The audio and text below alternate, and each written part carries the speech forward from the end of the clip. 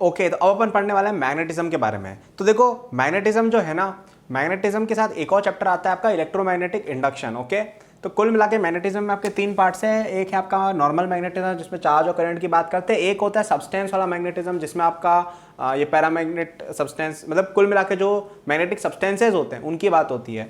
और तीसरा होता है आपका ईएमआई। इनमें ये बीच वाली चीज तो इतनी इंपॉर्टेंट नहीं है JEE main JEE advance point of view से। हाँ, जेई मेन में कोई फैक्ट बेस्ड क्वेश्चन हो सकता है, आ जाए कभी कभी, बट इन दोनों की अगर अपन बात करें ना, मैग्नेटिक फील्ड और ईएमआई, इनको मिला के जेई मेन प्लस एडवांस में कम से कम आ जाते हैं। आप मान लीजिए 2 से 3 क्वेश्चन तो आराम से आ जाते हैं, प्लस इनके क्वेश्चन रिलेटिवली इजी है। अगर आप देखो ना कि मैकेनिक्स वगैरह से कंपेयर करो तो दोनों इजी टॉपिक है, 4-5 फॉर्मूले उनसे ही सब आता है, तो अपन इनको ध्यान से देखेंगे, है ना। तो देखो मैग्नेटिक फील्ड में क्या होता है, देखो आपके पास जैसे एक चार्ज है और वो एक वेलोसिटी v से जा रहा है एक मैग्नेटिक फील्ड b वेक्टर में। मैग्नेटिक फील्ड को रिप्रेजेंट करते हैं b वेक्टर में, इसकी यूनिट होती है टेस्ला जिसको अपन t से रिप्रेजेंट करते हैं, ठीक है। एक और यूनिट होती है गॉस। गॉस क्या होती है, g से रिप्रेजेंट करते हैं, वो होती है 10⁻⁻⁴ टेस्ला, ठीक है। और ये हो जाए आपका गॉस, है ना। इतना समझ में आ रहा है सबको। अभी मैग्नेटिक फील्ड क्या होती है, तो magnetic field is nothing but it's something like electric field only. जैसे इलेक्ट्रिक फील्ड नहीं होती, एक चार्ज की वजह से एक इलेक्ट्रिक फील्ड हो रही है कि रेस्ट पे चार्ज है, तो वैसे एक चार्ज जब मूव करता है ना, जब चार्ज मूव करता है तो उसकी वजह से भी इलेक्ट्रिक फील्ड प्रोड्यूस होती है, उसको कहते हैं अपन, सॉरी इलेक्ट्रिक फील्ड, उसकी वजह से एक फील्ड प्रोड्यूस होती है जिसको कहा जाता है मैग्नेटिक फील्ड। अब ये इलेक्ट्रिक फील्ड मैग्नेटिक फील्ड एक ही खेत की मूली है जो होती है इलेक्ट्रोमैग्नेटिक फील्ड, बट अपन इनको अलग अलग रिप्रेजेंट करते हैं, ठीक है। जब आप बड़े होकर रिलेटिविटी पढ़ोगे तो आपको पता चलेगा ये एक ही चीज थी, है ना, जिसको इलेक्ट्रोमैग्नेटिक फील्ड कहा जाता है, जो अलग अलग फॉर्म्स में मैनिफेस्ट होती है। तो क्या बोला मैंने बोला कि magnetic field is a phenomenon caused by moving charges. तो जैसे रेस्ट पे पड़ा हुआ चार्ज इलेक्ट्रिक फील्ड छोड़ता है, वैसे ही मूविंग चार्ज क्या छोड़ता है, मैग्नेटिक फील्ड। इससे ज्यादा जानने की जरूरत नहीं है आपको जेईई मेन और एडवांस की प्रॉब्लम सॉल्व करने के लिए। आपको थ्योरी पढ़नी तो एनसीईआरटी एचसी वर्मा बिल्कुल पढ़िए, वेलकम है। ओके, तो ये बात समझ गए अपन। तो अपन को क्या क्वेश्चन दिया है कि आपके पास एक चार्ज है जिसका चार्ज q है, वो एक वेलोसिटी v वेक्टर के साथ मूव कर रहा है इलेक्ट्रिक फील्ड b वेक्टर के अंदर, तो उस पर जो फोर्स लगता है ना, उसका फॉर्मूला बता रहा हूँ, ये होता है। बहुत इंपॉर्टेंट फॉर्मूला है, क्वेश्चन आते हैं इससे बहुत सारे दबा के, ठीक है।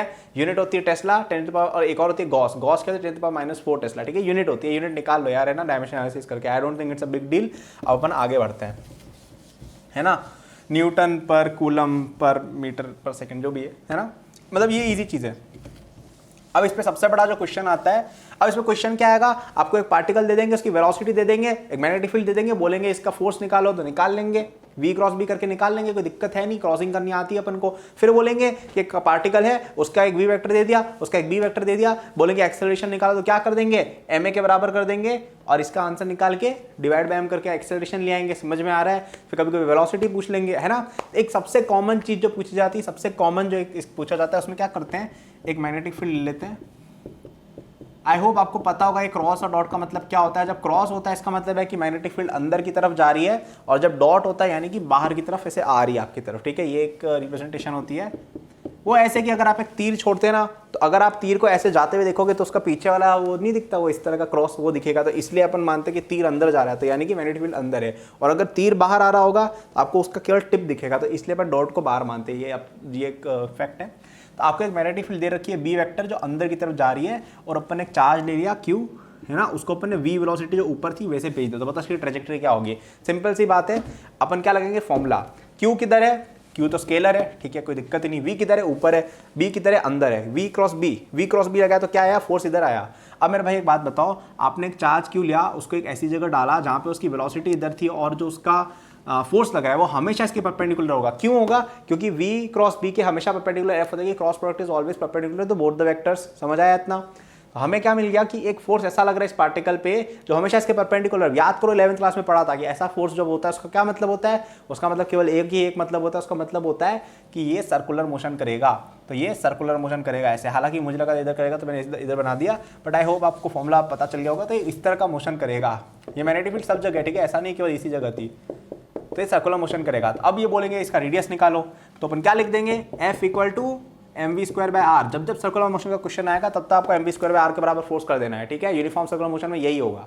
और अब यूनिफॉर्म कैसे पता, क्योंकि यूनिफॉर्म नहीं तब होता जब इसकी एक्सेलरेशन हो रही होती, मतलब स्पीड बढ़ रही होती है, इसकी एक्सेलरेशन अभी भी हो रही है लेकिन डायरेक्शन चेंज हो रही है, स्पीड नहीं बढ़ रही है। क्यों, क्योंकि देखो अगर अपन को इसकी डायरेक्शन के साथ मैग्नीट्यूड भी चेंज करनी होती तो अपन को v की डायरेक्शन में भी f का कंपोनेंट होना चाहिए था। v की डायरेक्शन में f का कंपोनेंट है ही नहीं, यानी कि आपकी स्पीड चेंज नहीं हो रही है, यानी कि केवल डायरेक्शन चेंज होगी, यानी कि यूनिफॉर्म सर्कुलर मोशन। ठीक है, ये फंडे एकदम दिमाग में क्लिक होने चाहिए। ओके, जो बोला है अगर समझ में नहीं आया तो एकदम पॉज करके वापस से देखो, समझ में आना चाहिए ना, वरना आप नहीं कर पाओगे। तो f की वैल्यू क्या थी, याद करो, क्यू वी क्रॉस बी सब परपेंडिकुलर है, 90 डिग्री है सब कुछ, तो दिक्कत ही नहीं कोई। साइन 90 डिग्री 1 होता है, तो क्यू वी भी लिख दे, तो क्यू वी बी बराबर M V square by R. इससे क्या मिल गया अपन को, आर की वैल्यू कितनी आ गई, M V upon Q B. ये आप याद रख सकते हो, है ना, काम की चीज़ हो जाती है, कई बार ये काम आ जाता है। तो ये क्या है कि अगर आपने पार्टिकल को एक फील्ड में छोड़ दिया, जो बी वेक्टर है उसको स्पीड वी है जो परपेंडिकुलर द फील्ड थी, तो अपने पास क्या आ जाएगा, अपने पास ये आ जाएगा रेडियस। ये साइक्लोट्रॉन का रेडियस होता है। काफ़ी सारे इस चीज़ के आने की प्रोबेबिलिटी बहुत हाई है, ये आपको ध्यान होनी चाहिए। ठीक है, प्रॉब्लम है एक तरह से, इसको क्वेश्चन की तरह देखो। ये जो मैंने बताया कि मैंने क्या किया, सर्कुलर मोशन इसका करवाया, M V square by R के बराबर कर दिया। एफ भाई क्या होता है सर्कुलर मोशन में, M V square by R के बराबर कर देते हैं इंटरनल फोर्स जो लग रहा है सेंटर की तरफ। तो सेंटर की तरफ फोर्स कितना लग रहा है अभी भी बताया था, क्यू भी ये दोनों बराबर होने चाहिए, क्योंकि ये वाला जो फोर्स है मैग्नेटिक फील्ड को सेंट्रीपिटल फोर्स दे रहा है ताकि यूनिफॉर्म मोशन कर पाए सर्कुलर में। तो अपन ने दोनों को बराबर कर दिया, खत्म ही नहीं, कोई दिक्कत ही नहीं है ना, कुछ समझ कोई दिक्कत ही नहीं है भाई, है ना। एक एक स्टेप बताई मैंने, क्या हुआ, आपने एक पार्टिकल ली, उसको परपेंडिकुलर मैग्नेटिक फील्ड छोड़ा था, तो अपन को क्या करना था, अपन को निकालना था कि ये क्या मोशन करेगा। तो सबसे पहले अपन ने देखा कि इस पर फोर्स लगेगा परपेंडिकुलर वेलोसिटी, यानी कि यूनिफॉर्म सर्कुलर मोशन, यही प्रूव हो गया। ये 11th क्लास में बताया गया, एकदम सिंपल सी बात, ये वाली पहली बात। उससे मैंने ये लिखा, क्यों, क्योंकि सेंट्रीपिटल फोर्स क्या होता है, M V square by R. Centripetal force कौन दे रहा है, मैग्नेटिक फोर्स। मैग्नेटिक फोर्स को इससे इक्वेट कर दो, रेडियस आगे इसको कहा जाता है साइक्लोट्रॉन का रेडियस, है ना। ये अपने पास हो गया। अब इससे तमाम चीज़ें आ सकती हैं, है ना। अब ये बोलेंगे कि इसकी रोटेशन की फ्रीक्वेंसी बताओ, तो अपने पास एक ऐसा पार्टिकल है जो एक सर्कल में घूम रहा है, जिसका रेडियस अपन को पता है और स्पीड इसकी अपन को पता है। तो अपन को ये पता है कि इसका टाइम कितना लगेगा पूरा रोटेट होने में, 2 pi R upon V, distance upon speed. तो 2 पाई आर कितना हो गया, 2 pi M upon Q B. इसकी वैल्यू निकालोगे तो इतनी आ जाएगी। ये क्या आ गया आपका टाइम पीरियड। तो फ्रीक्वेंसी क्या आ जाएगी, इसका उल्टा, Q B upon 2 pi M इसकी फ्रीक्वेंसी ऑफ रोटेशन हो गई। तो ये सब छोटी मोटी चीज़ें आपको पूछ सकते हैं, तो आप कर लोगे बिल्कुल, कोई दिक्कत वाली बात नहीं है। ओके, समझ में आ गया ये वाला प्रॉब्लम। तो ये काफ़ी इंपॉर्टेंट की चीज़ रहती है। हाँ, अब कभी कभी क्या होगा कि मैग्नेटिक फील्ड जैसे ऐसी थी, तो कभी कभी ऐसा भी हो जाएगा कि यार सेम डायरेक्शन में, मतलब कभी कभी ऐसा भी हो जाएगा कि लेट से कि ये ऐसे जा रहा है ना, लेट से ऐसे जा रहा है, तब भी आपका जो आएगा ना, क्यू वी क्रॉस बी करोगे ना तो इधर आएगा, तो भी जाएगा लेकिन अलग तरीके से फिर घूमेगा, फिर ये ऐसा रोटेशन करेगा। बट कुल मिला के बात वही होगी, ठीक है। लेकिन कभी कभी क्या होगा, इसके एक कंपोनेंट मैग्नेटिक फील्ड के अलॉन्ग भी होगा। लेट्स से कि जैसे ये मैग्नेटिक फील्ड थी, तो कभी कभी क्या होता है कि आपकी जो स्पीड है वो इस तरह से होती है कि क्यू वी क्रॉस बी का कुछ तो रिजल्टेंट आ रहा है, लेकिन जरूरी नहीं है कि सबका सब उधर ही हो, है ना। तो उस केस में आपको देखो थोड़ी बातें ध्यान रखनी पड़ती हैं। वैसे even in this case I don't think ऐसा कोई इशू है ना। जैसे ये इधर जा रहा था बंदा, क्यू वी क्रॉस बी करेंगे तो अंदर की तरफ हो जाएगा, है ना। हाँ, तब भी कर सकते हो, कोई वो वाली बात नहीं है। चलो ठीक है, मैं इतना कॉम्प्लेक्स चीज़ों पे नहीं जाऊँगा, बट मेरा ये कहना था कि कई बार क्या होता है कि आपका जो पार्टिकल है उसको कंबाइंड इलेक्ट्रिक फील्ड में डालते हैं, मैग्नेटिक फील्ड में डालते हैं, ये वो, कभी एक्सेलरेशन हो रही होती है, कभी क्या हो रहा होता है, मतलब इस तरह की हरकतें भी होती है। तो वहाँ पर आपको इंडिविजुअल फोर्सेज निकालने, उनके कंपोनेंट्स वगैरह लिखने हैं और उसके अकॉर्डिंग कैलकुलेशन कर डालनी है कि आपको समझ में आ रहा है, लेकिन इतना ज़्यादा नहीं सोचना। अब बात करते हैं अपन कुछ और। अब अपन बात करते हैं किसकी, एक इलेक्ट्रिक करंट की। अगर आपके पास एक इलेक्ट्रिक करंट है, ठीक है, आई, है ना, जो आपकी एक इलेक्ट्रिक फील्ड में पड़ा हुआ है, सॉरी मैग्नेटिक फील्ड में पड़ा हुआ है, बी वेक्टर, ठीक है। ये बोल रहे हैं कि इस तार पे कितना फोर्स लगेगा। अब तार पे फोर्स क्यों लगेगा, क्योंकि एक मूविंग चार्ज है। आई क्या होता है, D Q by D T होता है, और क्या होता है ना, यानी चार्ज मूव हो रहा है टाइम के साथ। इसका मतलब इस पर एक फोर्स लगेगा क्योंकि ये चार्जेस से बना हुआ है, ठीक है। अगर अपन इसमें चार्ज डी क्यू कंसिडर करें यहाँ पे, ठीक है, अपन ऐसे लिख सकते हैं डी एफ कितना होगा, लिख सकते हैं, कोई दिक्कत नहीं। हाँ, अब ये वी वेक्टर क्या है, ध्यान से देखो, वी वेक्टर क्या है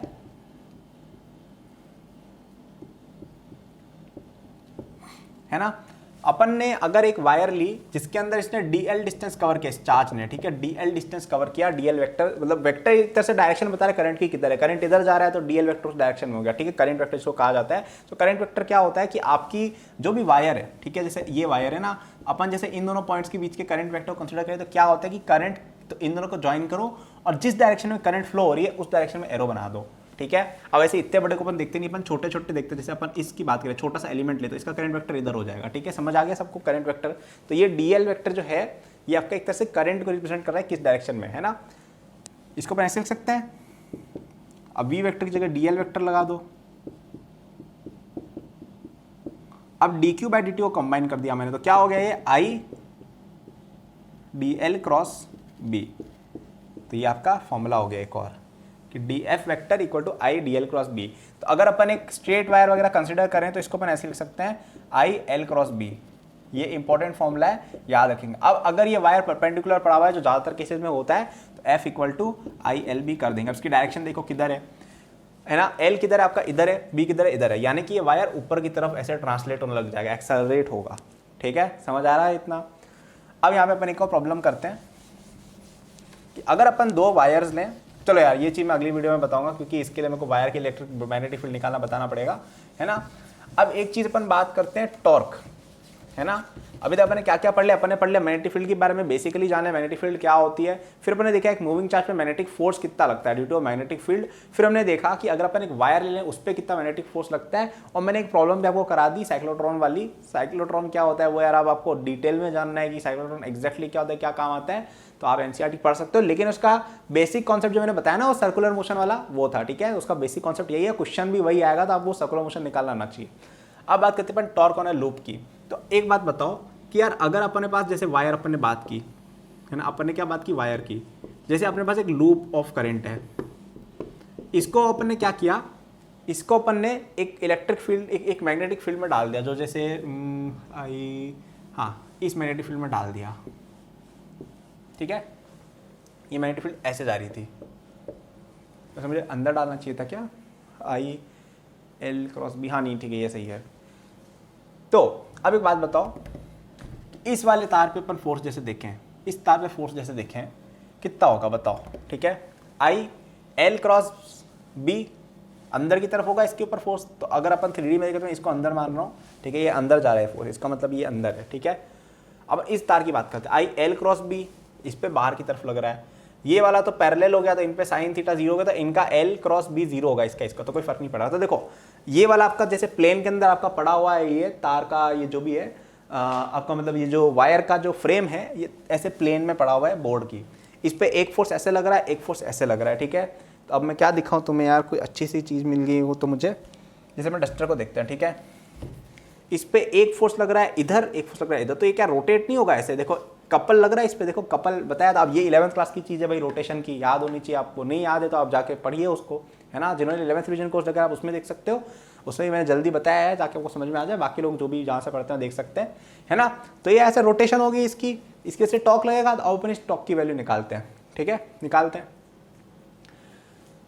तो अपन अगर बात करें इसके सेंटर के रिस्पेक्ट में, ठीक है, तो अपन मान लेते हैं कि इसकी जो लेंथ है वो एल है सारे वायर्स की। तो यहाँ पे फोर्स कितना लग रहा है, आई एल बी, है ना। और इसका अगर अपन टॉर्क निकाले तो वो क्या हो जाएगा, इंटू एल बाई 2, ठीक है। आर क्रॉस एफ होता है, आर क्रॉस एफ नीचे की तरफ टॉर्क लग रहा है, ठीक है, आर क्रॉस एफ लग रहा है, ठीक है। इधर कितना टॉर्क लग रहा है ये देखो, आर क्रॉस एफ, यहाँ भी नीचे लग रहा है तो ऐड होगा, कितना होगा, I L B force into arm, arm कितना है एल बाई 2। अभी आर्म वार्म समझ में नहीं आया तो भाई रोटेशन के अंदर जाके देखो, है ना। तो आई एल स्क्वायर बी हो जाएगा इस पर टॉर्क। अब अगर आप ध्यान से देखो ना इसको, तो क्या लिखा हुआ है ध्यान से देखना, ठीक है, ये लिखा हुआ है I L square into B, है ना। अभी आई एल स्क्वायर जो होता है ना, ये होता है इसका मैग्नेटिक मोमेंट नाम करके क्वांटिटी, ठीक है। मैग्नेटिक मोमेंट एक क्या होता है वो मैं बता देता हूँ रफली आपको। तो एक होता है आपका म्यू, मैग्नेटिक मोमेंट वेक्टर, ये बेसिकली होता है आपका क्या, ये होता है आई इंटू ए के बराबर, आई इंटू ए वेक्टर, ठीक है। तो अगर आपके पास एक अभी ए वेक्टर क्या है वो मैं बताता हूँ, ठीक है, ध्यान से समझना, समझ में आएगा सब। तो मैंने क्या बोला आपको कि B torque on a loop is given by mu cross B, जहाँ पे mu is the magnetic moment, okay, और बी आपका तो मैग्नेटिक फील्ड है। अब मैं बोल रहा हूँ कि म्यू जो है, म्यू एक चीज होती है मैग्नेटिक मोमेंट जो क्या होती है, mu vector equal to I A vector. अब ये ए वेक्टर क्या मैं बताता हूँ, देखो। अब ऐसे इसको ऐसे भी मत लिखा करो, ये एक म्यू, इसकी वैल्यू ये है, बट ये अपन एक वेक्टर की तरह करता है, इसकी डायरेक्शन निकालना बता रहा हूँ, ठीक है। वरना लोग पूछेंगे भैया करंट भी तो वेक्टर होता है, ये मतलब वो इस तरह की बातें करेंगे। तो मैं आपको बता देता हूँ कि म्यू एक क्वांटिटी है जिसकी वैल्यू इतनी होती है और इसको एक वेक्टर बोलते हैं अपन, और उसकी निकालने की जो तरीका मैं बता रहा हूँ डायरेक्शन में क्या है, ठीक है। तो आप क्या करो, इस लूप के चारों ओर अपना राइट हैंड लो। लेफ्ट हैंड वाले बच्चे ध्यान रखें, राइट हैंड लेना है, लेफ्ट हैंड नहीं लेना है। राइट हैंड लो और इसको इस लूप के डायरेक्शन में ऐसे घुमाओ, जैसे करंट इसमें ऐसे जा रहा है तो अपने हाथ ऐसे लग दिया, तो आपका अंगूठा जिस तरफ पॉइंट कर रहा होगा ना, इस डायरेक्शन में आपकी ए वेक्टर है, सॉरी म्यू वेक्टर के डायरेक्शन उस तरफ है, ठीक है। आपको समझ में आ रहा है इतना। तो फॉर एग्जांपल अगर अपन इसकी बात करें, अब देखो मैंने इस फॉर्मूले से तुमको निकाल के बताया टॉर्क कितना आ रहा है ना, डायरेक्शन भी अपने निकाल के देखिए कि नीचे की तरफ आ रहा है टॉर्क। अपन इस फॉर्मूले से निकालते हैं, इसके म्यू की डायरेक्शन बताओ कितनी होगी, इसका म्यू कितना होगा पहले ये बताओ। म्यू की वैल्यू कितनी होगी, इसकी मैग्नीट्यूड आई, आपका करंट इतना है और इसका एरिया कितना है इसका एल स्क्वायर, तो आई एल स्क्वायर आ गया, ठीक है। म्यू की वैल्यू होगी आई एल स्क्वायर। डायरेक्शन देखते हैं, इधर जा रहा है करंट यानी कि अंदर की तरफ आपका म्यू है ना। अब क्रॉस करते हैं, ठीक है। बी है आपका इधर, तो म्यू क्रॉस बी इधर, ठीक है। डायरेक्शन नीचे, डायरेक्शन सही आ गई। अब मैग्नीट्यूड की बात करते हैं, तो वो क्या हो जाएगा, मैग्नीट्यूड ऑफ टॉर्क कितना हो जाएगा, म्यू बी साइन, इनके बीच में जो एंगल है, अब एंगल कितना है, म्यू आपका अंदर है और बी इधर है, यानी 90 डिग्री, 90 डिग्री एंगल है, समझ आ रहा है। साइन 90 कितना होता है, 1 होता है, तो ये कितना हो जाएगा I L square into B. ये देखो सेम चीज आ गई। तो अपने क्या पढ़ा कि अगर आपके पास एक लूप है, अगर आपके पास एक लूप है, करंट का लूप है जो पड़ा हुआ है एक मैग्नेटिक फील्ड में, तो उस पर टॉर्क लगता है given by nothing but mu cross B, okay.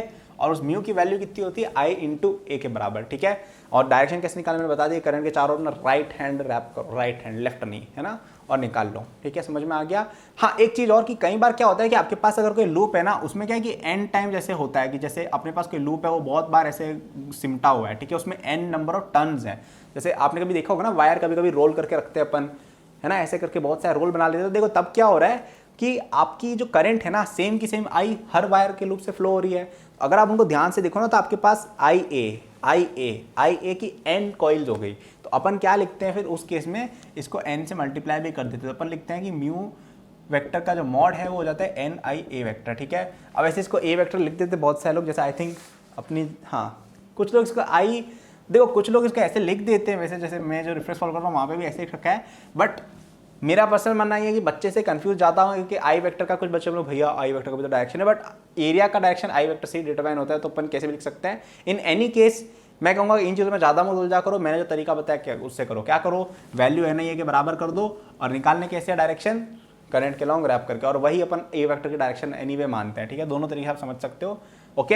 हाँ, अभी एन क्यों मल्टीप्लाई, क्योंकि कई बार क्या होता है एक ही कॉइल जो है उसके एन नंबर ऑफ टर्न्स होते हैं, तो उनके लिए अपन एन से मल्टीप्लाई कर देते हैं, तो क्या है कि वो कवर हो जाता है अपना, है ना। समझ में आया आपको। तो मैंने 4-5 फॉर्मूले बताए, सबके सब इंपॉर्टेंट है, लिख देता हूँ। सबसे पहले मैंने बताया मैग्नेटिक फील्ड होती क्या है, उसकी वजह से एक मूविंग चार्ज पे फोर्स लगता है कितना, क्यू, बी क्रॉस बी के बराबर, ओके। अब एक बात बताओ कि अगर एक पार्टिकल जो है, ठीक है, वो अगर मैग्नेटिक फील्ड में भी है, ई मतलब बी मैग्नेटिक फील्ड और ई इलेक्ट्रिक फील्ड, तो क्या करेंगे, दोनों का सम कर देंगे, तो ऐसा लिख देंगे, ठीक है। तो अगर मैग्नेटिक फील्ड बी है, इलेक्ट्रिक फील्ड ई है, टोटल फोर्स इतना हो जाता है। अपन ने यहाँ पे ई जीरो मानी थी क्योंकि मैग्नेटिज्म की बात कर रहे थे, ये अपने फॉर्मूला देखा। और फोर्स है ना वायर कितना होता है, I L cross B. L की डायरेक्शन क्या होती है, करंट की डायरेक्शन के अलॉन्ग, ठीक है। ये तीनों फॉर्मूले याद होने चाहिए, बहुत इंपॉर्टेंट है, डायरेक्शन निकालना आना चाहिए, ओके। अब हम और बातें करेंगे कि मैग्नेटिक फील्ड निकालने के फॉर्मूले क्या क्या होते हैं और उसके एप्लीकेशन वगैरह की हम कुछ बातें करेंगे, ओके। ओके गाइस, सो अब अपन देखने वाले magnetic field due to current, okay. तो ये भी काफ़ी इंपॉर्टेंट चैप्टर है, और एक्चुअली ये पिछले वाले चैप्टर के कंटिन्यूशन है, ये एक ही चैप्टर है ये। अब जो हम 2-3 चीज़ें पढ़ने वाले हैं ना, इसके बाद एक परमानेंट मैग्नेट्स के बारे में और थोड़ा सा डिस्कशन करूँगा। एक ही चैप्टर है एक तरह से देखो तो, है ना। इनको पता नहीं क्यों अलग अलग चैप्टर करके पढ़ाया जाता है। तो magnetic field due to current, तो ये वाला जो सेक्शन, इससे काफ़ी सारे क्वेश्चन आएंगे आपके एग्जाम्स वगैरह में, और काफ़ी एक स्टैंडर्ड क्वेश्चन इससे बन जाता है। तो यूजुअली क्या होता है कि इसको और जो मैंने पहले पढ़ाया था उनको कंबाइन करके क्वेश्चन बनता है कि एक करंट दे दिया, उससे आपको मैग्नेटिक फील्ड निकालनी है और फिर उससे आपको आंसर निकालने रहेंगे, है ना। इनकी बात आज मैं अच्छे से करने वाला हूँ कि क्या करना है, कैसे करना है। तो भाई सबसे पहली बात आप ये देखो कि आपके पास अगर एक वायर है जिसके अंदर करंट आई फ्लो हो रहा है, ठीक है, ये आपकी बेसिक प्रॉब्लम है। तो इस पे बेसिकली इस पॉइंट पी पे क्या मैग्नेटिक फील्ड होगी, क्वेश्चन बेसिकली ये है। तो अब ये कैसे आती है देखो, तो इसमें सिंपल सी बात है कि मैंने तुम्हें क्या बताया था कि मूविंग चार्जेस क्रिएट मैग्नेटिज्म, तो हमें यहाँ पे इस मूविंग चार्ज की वजह से मैग्नेटिक फील्ड यहाँ निकालनी होगी। अब यार एक सिंपल सी चीज़ सोच के बताओ कि इतना मुड़ा तोड़ा वायर है, तो इसमें क्या प्रोसेस करेंगे जिससे मैग्नेटिक फील्ड आ जाए।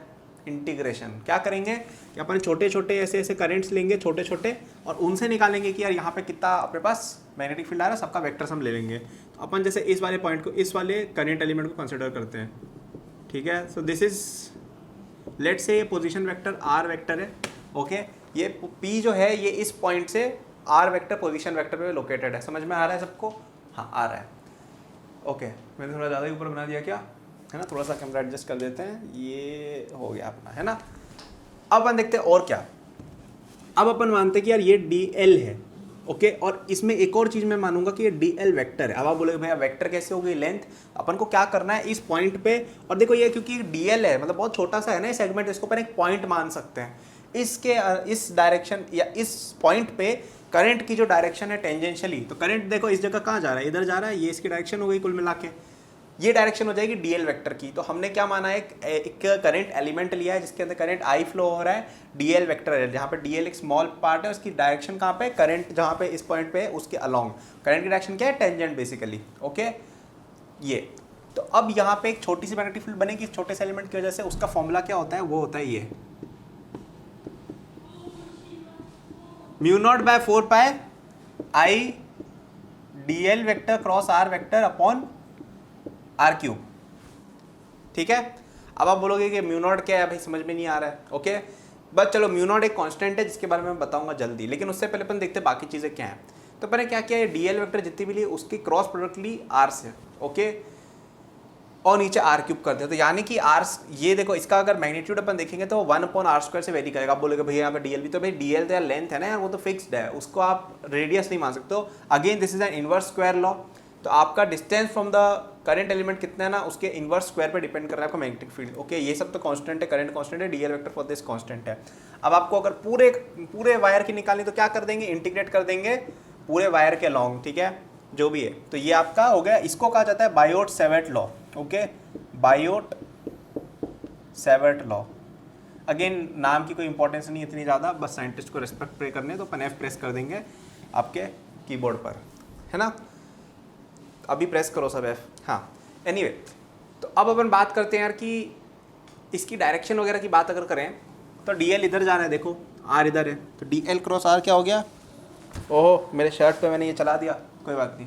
DL क्रॉस R किया तो किधर, अंदर की तरफ हो गया अंदर की तरफ। DL इधर है, R इधर है, याद है thumb rule, right hand thumb rule, अंदर की तरफ आ रहा है, देखो करके देखो, ओके। क्या हो गया भाई, हाँ। तो इतना हमें पता चल गया अभी तक। अब अपन देखते हैं इसके कुछ एप्लीकेशंस, है ना, इसके कुछ एप्लीकेशंस। तो अब देखो इसका ऑब्वियस सा ये है कि आपको कोई भी क्वेश्चन दे देंगे तो उसमें क्या करेंगे अपन, ये लॉ लगा लगा के अपन निकालेंगे इसमें क्या है। लेकिन उससे पहले मैंने एक चीज़ तुम्हें नहीं बताई, म्यू नॉट क्या होता है। म्यू नॉट एक कांस्टेंट होता है जिसकी वैल्यू होती है 4 पाई × 10⁻⁻⁷, ओके। अब इसकी एग्जैक्ट क्या वैल्यू है क्या नहीं है वो आप निकाल सकते हो, मतलब in the way of units, okay. तो यहाँ पे इसका एक यूनिट आएगा जो मैं चाहता हूँ खुद निकालो, इसका डायमेंशन मैं चाहता हूँ खुद निकालो, ठीक है। निकालने के लिए वापस से फॉर्मूला यूज़ कर लो, B = mu not upon 4 pi I × DL cross R upon R³। तो ये अगर डायमेंशन एनालिसिस करें तो ये टेस्ला है आपका। आप टेस्ला का डायमेंशन आप प्लीज़ निकालो जाके। टेस्ला का डायमेंशन कहाँ से आएगा, F = QVB, है ना, उससे आ जाएगा। तो उसके अंदर से B आ गया, क्योंकि Q का पता है, V का पता है, F का पता है, तो वहाँ से B का डायमेंशन आ गया, तो उसको यहाँ पर टक डालो, है ना। मैं अगर यूनिट की बात करूँ तो म्यू नॉट का अपन को फाइंड करना है, और यहाँ पे देखो एम्पेयर है करंट का, और इधर मीटर और मीटर क्यूब, मीटर इन्वर्स है यहाँ पे, या लेंथ इन्वर्स है, इसका आप निकालिए और म्यू नॉट का आ जाएगा। और यूनिट की बात करें तो टेस्ला मीटर पर एम्पेयर यूनिट हो गई इसकी, ठीक है। अब ये यूनिट बाजी में मैं बहुत ज़्यादा घुसता नहीं, मैंने आपको तरीका बता रखा है कैसे करना है, हर बार बताता हूँ मैं, तो वो आप सीख जाइए। अब अपन जाते हैं applications of Biot Savart law to calculate magnetic field due to different objects, okay, different configuration of currents. अब देखो यहाँ पे एक बात मैं बताता हूँ, अब मैं जो बताने वाला हूँ ना, वो चीज़ जो है वो चीज़ इंपॉर्टेंट है। बायोट सेवर्ट लॉ याद नहीं रहे चलेगा, क्योंकि ऑलमोस्ट कोई क्वेश्चन इससे नहीं आता है, ठीक है। क्वेश्चन जो मैं बता रहा हूँ उससे आएंगे। आपके पास अगर एक करंट एलिमेंट है, ठीक है, जिसकी लेंथ है L, इसके अंदर करंट फ्लो हो रहा है I, एक स्ट्रेट वायर है, ठीक है, स्ट्रेट वायर है एकदम L लेंथ का। आपने कोई पॉइंट लिया सच दैट उसका आपने यहाँ पे 2 मिनट, हाँ, यहाँ पे आपने कनेक्शन किया इस पॉइंट का, एक यहाँ कनेक्शन किया, तो ये वाला एंगल θ1 है और ये वाला एंगल θ2 है, समझ रहे हो। इस लाइन से इसके वायर का एंगल, तो इधर ये और इधर पूरा ये यूँ घुमाना पड़ेगा क्योंकि यहाँ से शुरू किया है, तो इसमें यहाँ से शुरू किया ना, तो ये एंगल अगर θ1 और θ2 है और ये डिस्टेंस अपन निकाल सकते हैं, वो डिस्टेंस मान लो d है, ओके। अब ये L और D में से एक वेरिएबल एलिमिनेट हो सकता है, क्योंकि देखो अगर तुम्हें L पता है तो तुम D निकाल सकते हो, तुम्हें D पता है तो तुम L निकाल सकते हो ना। आई डोंट थिंक कि बहुत खतरनाक चीज़ बोल दी मैंने, अभी समझ में आ रहा होगा सबको मैं क्या बोल रहा हूँ, है ना। इस पॉइंट पे मैग्नेटिक फील्ड अगर निकालनी है तो उसकी वैल्यू कितनी होती है बताता हूँ। उसका वैल्यू होता है B equal to mu naught I upon 4πD cos θ1 minus cos θ2।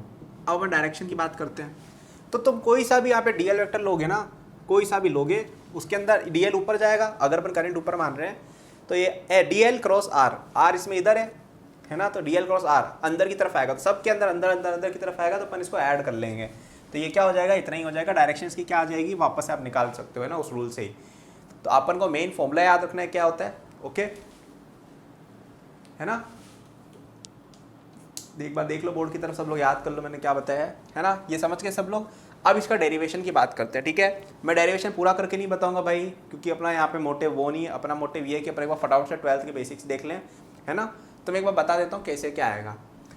तो तुम इसको कंसिडर करो, इस एलिमेंट को जो DL लेंथ का है, ओके।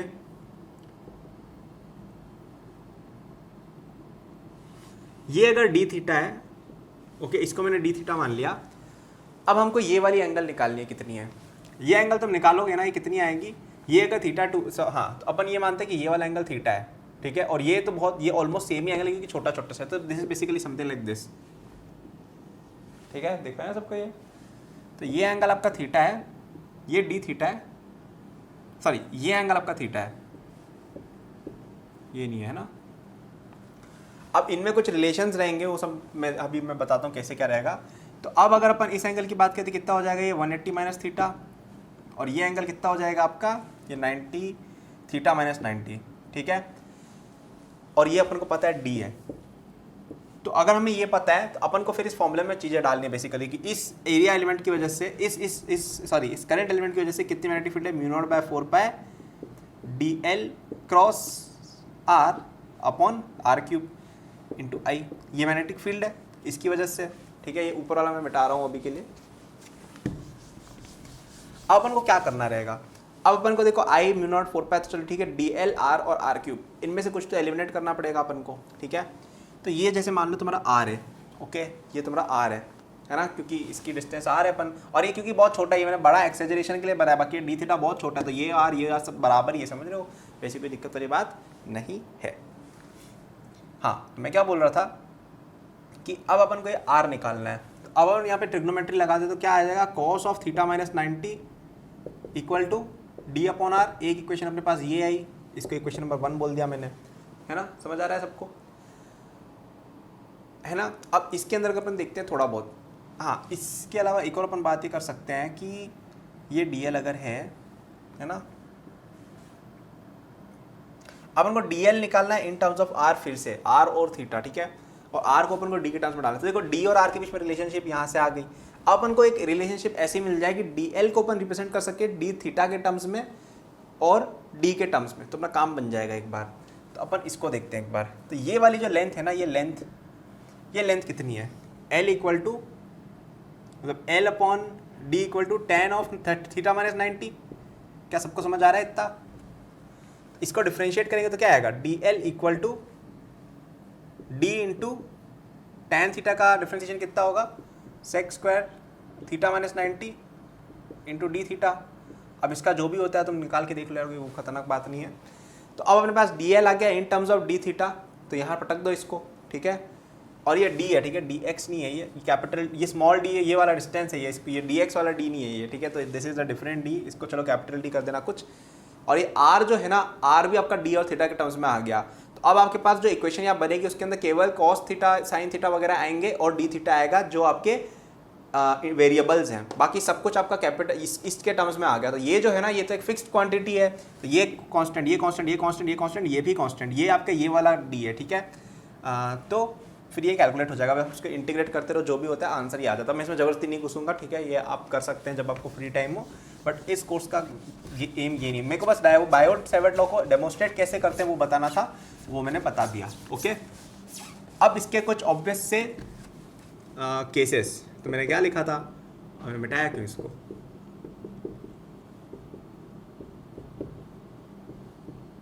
अब मेरे भाई एक बात बताओ कि अगर अपन θ1 की वैल्यू 0 रख दें और θ2 की वैल्यू 180 रख दें, इसका मतलब क्या होगा कि ये इसके पैरेलल हो गई है ना, और ऊपर वाला इसके एंटी पैरेलल हो गया, यानी कि पूरा 180 डिग्री बन गया, यानी कि इनफाइनाइट वायर।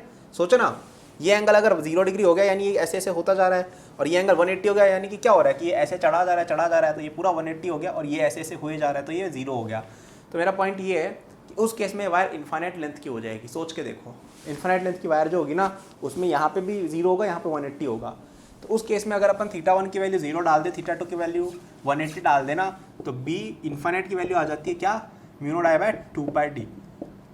मतलब कि अगर आपके पास एक इनफाइनाइट लेंथ का वायर है, ओके, इनफाइनाइट लेंथ का वायर है, उसके अगर आप d रेडियस पे बात करो ना, d डिस्टेंस पे, तो मैग्नेटिक फील्ड कितनी आएगी, अंदर की तरफ आएगी, है ना, μ0I/2πd से गिवन होगी। तो ये तो बड़ा इंटरेस्टिंग रिजल्ट आ गया एक, है ना। तो इसके बारे में अपन और आगे बात करेंगे, इसको डिराइव करेंगे अपन एक दूसरे तरीके से भी, जिसकी बात मैं बाद में बताऊंगा आपको, जिसको कहते हैं एम्पेयर्स लॉ, वो भी इंपॉर्टेंट है, देखेंगे। तो ये एक एप्लीकेशन आपको याद होनी चाहिए। अब मैं आपको कुछ और फॉर्मूले बताऊंगा, उनका डेरिवेशन में करके नहीं बताऊंगा, लेकिन आपको वो चीज़ें समझनी है। ओके, एक होता है कि आपके पास एक सर्कुलर रिंग अगर है ना, सर्कुलर रिंग है, उसके रेडियस अगर a है और डिस्टेंस d पे आपको निकालना है कि इसके यहाँ पे मैग्नेटिक फील्ड कितनी है। ओके, इसमें करंट दौड़ रहा है कुछ भी I, तो कैसे निकालें, है ना, उसकी बात आज करने वाले हैं अपन। तो पहली बात तो आप ऐसा कुछ देख लो कि इसको आप, है ना, हाँ, इसमें ऐसा हो रहा है कि ये रिंग ऐसे पड़ी हुई है, करंट इसमें ऐसे दौड़ रहा है, ठीक है, अंदर की तरफ जा रहा है। इस पर आप अपना राइट हैंड जो है उसको कर्ल करो करंट के डायरेक्शन में, लूप के अलॉन्ग, और जो डायरेक्शन आ रही है ना उस डायरेक्शन में होता है मैग्नेटिक फील्ड, तो इसमें इस डायरेक्शन में होगा।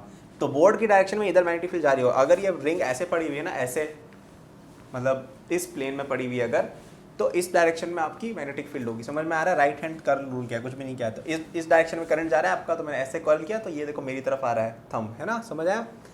यहाँ पे जो वैल्यू आती है ना मैग्नेटिक फील्ड की, वो होती है μ0I/2a²।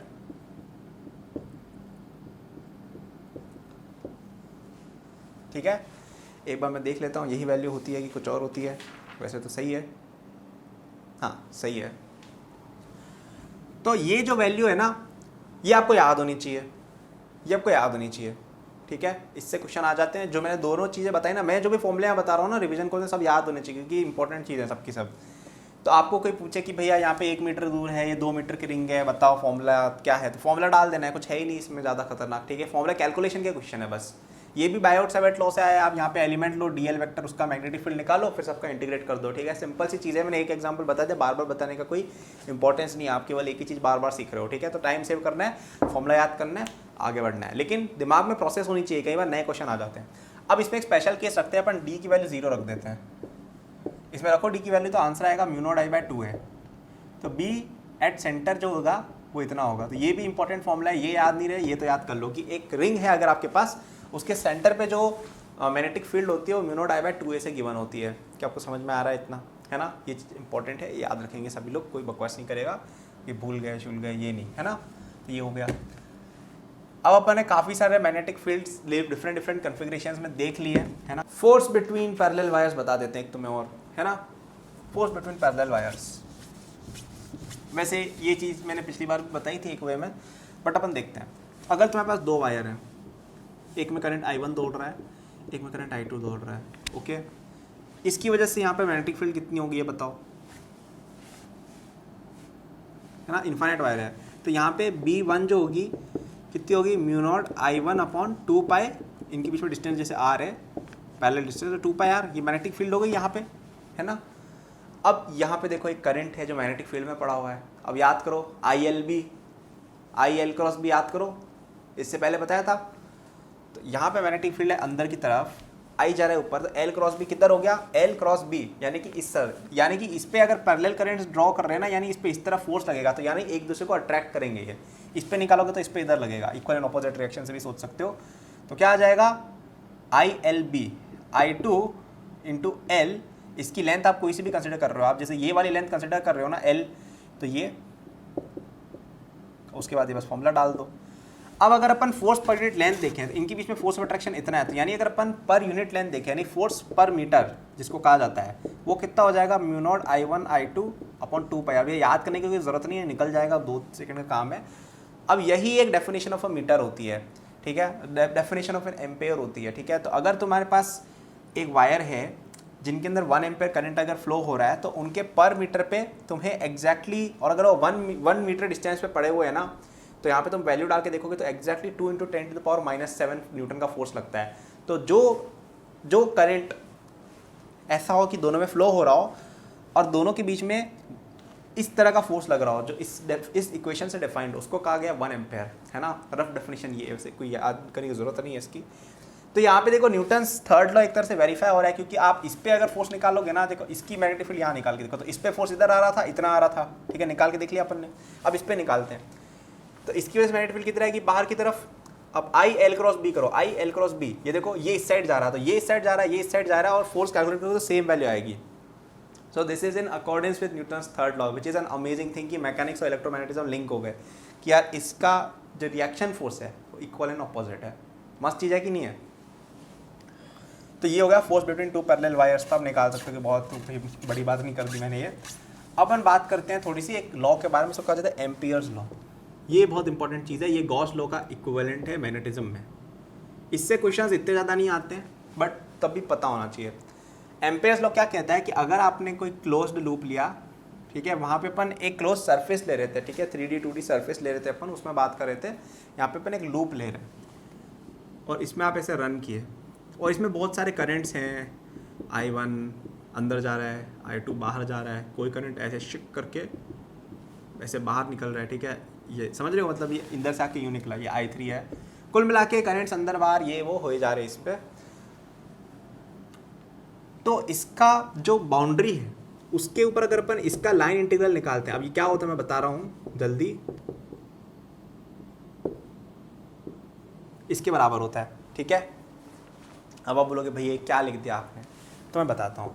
तो तुम्हारे यहाँ पे फॉर एग्जांपल मैग्नेटिक फील्ड कुछ होगी यहाँ पे बी वेक्टर, तो मैं बस ये कह रहा हूँ इस जगह पर इस बी वेक्टर का यहाँ पे एक डीएल वेक्टर लो, उसके साथ डॉट प्रोडक्ट ले लो, ठीक है, और इसको हर चीज़ पे कर दो, तो हो सकता है मैग्नेटिक फील्ड ऐसे ऐसे ऐसे कुछ हो।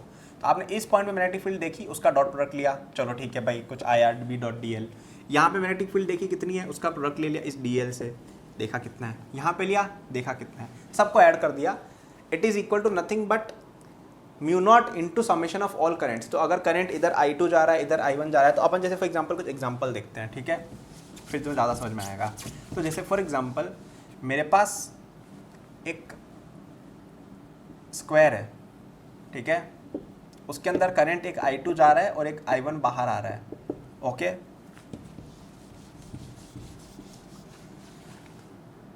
अब मैंने बोला कि यहाँ पे आप किसी भी डायरेक्शन में जा रहे हो, ठीक है, आप फॉर एग्जांपल अंदर की डायरेक्शन को अगर आप पॉजिटिव मान रहे हो, ठीक है, या चलो बाहर की डायरेक्शन, तो I2 - I1 नेट करंट हो गया जो बाहर जा रहा है, इंटू म्यू नॉट कर दिया। ये किसकी वैल्यू होगी, अगर आप इस डायरेक्शन में देखो, हाँ अब यहाँ पे डायरेक्शन भी इंपॉर्टेंस करें, तो आपने जैसे एक कोई डायरेक्शन को पॉजिटिव मान लो, यूजुअली बाहर की डायरेक्शन को पॉजिटिव मानते हैं, तो यहाँ पे देखो I2 बाहर जा रहा है, तो इस डायरेक्शन को अपन पॉजिटिव मान रहे हैं, तो इस डायरेक्शन में अपना अंगूठा रखो और ऐसे कर्लिंग करो। तो जिस डायरेक्शन में आपका कर्लिंग आ रहा है ना एंटी क्लॉकवाइज, वो डायरेक्शन हो गया आपकी बी डी एल के ट्रैवर्सल की। मतलब कि क्या करो, अब आप यहाँ जैसे जैसे शुरू किए, तो यहाँ पे आपने डी एल लिया और यहाँ पे बी से डॉट लेके देखा कितना है, चलो भाई आया। फिर यहाँ पे डी एल लिया, वहाँ पे डॉट लेके देखा कितना है, चलो भाई आया। यहाँ पे डी एल लिया, उसका डॉट लेके देखा, ऐसे ऐसे करो, फिर ऐसे ऐसे ऐसे ऐसे जाते जाओ, और पूरे का सम अगर कर दोगे ना पूरे लूप पे, तो उसकी वैल्यू इतनी आ जाएगी। तो उस समेशन को बोला जाता है इसका लाइन इंटीग्रल। क्या समझ में आ रहा है? अब एग्जाम्पल बताऊंगा तो और क्लियर होगा, ओके।